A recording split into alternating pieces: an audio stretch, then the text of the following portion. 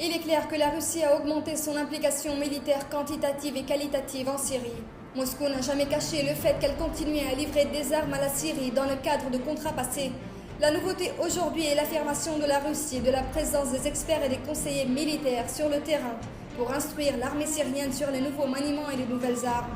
Selon les experts, cette démarche russe vient suite aux nombreux empiétinements des lignes rouges de la part de la Turquie et d'autres pays impliqués dans la guerre contre la Syrie. L'intervention directe de l'armée de l'air et même des troupes turques a été jugée comme une violation flagrante qui exigeait une réponse ferme. Moscou a pris la décision de s'impliquer davantage et franchir un nouveau palier dans sa coopération avec Damas.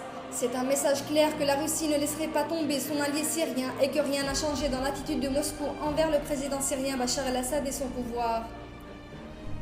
Cela constitue un message clair et ferme aux États-Unis, aux pétromonarchies du Golfe, que la Russie ne permettra pas une victoire militaire des rebelles soutenus par la Turquie, l'Arabie saoudite et les autres pétromonarchies.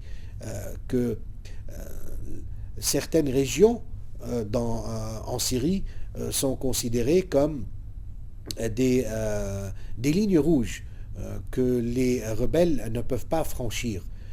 Je parle là notamment de la région côtière, de la capitale Damas, du centre de Homs et sa province. La fermeté de Moscou en ce qui concerne son soutien à la Syrie de Bachar el-Assad commence à influencer plusieurs capitales européennes. Bien que le président français a déclaré vouloir neutraliser le président syrien Bachar el-Assad, les experts y voient une manœuvre politique. La France a déclaré vouloir participer aux frappes aériennes de la coalition contre Daesh en Syrie. Une déclaration qui se met dans le cadre du changement politique français envers la Syrie. Je pense que la France, en annonçant sa décision de participer à des frappes contre la Syrie, adresse un message comme quoi elle a réagencé ses priorités en Syrie. C'est-à-dire que la priorité en Syrie n'est plus de renverser le président syrien, mais de lutter contre l'État islamique.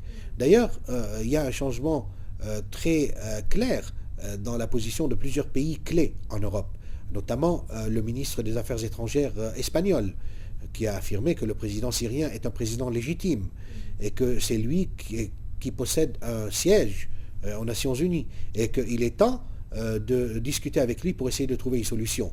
Et puis il y a le changement majeur de Cameron, le Premier ministre britannique, qui a dit que son pays n'objectait pas le maintien du président Bachar el-Assad pour une période transitoire. Il est clair que la région témoigne de changements majeurs qui circulent dans un seul sens, celui de la phase préparatoire à une éventuelle solution politique à la crise syrienne. La participation de l'aviation française aux frappes aériennes de la coalition n'aurait pas de grandes répercussions sur le fonctionnement de la coalition. C'est plutôt une annonce qui a plus une portée politique que militaire et qui pourrait dévoiler les priorités actuelles de la France. Pour la chaîne internationale Sahar, Samir Hussein.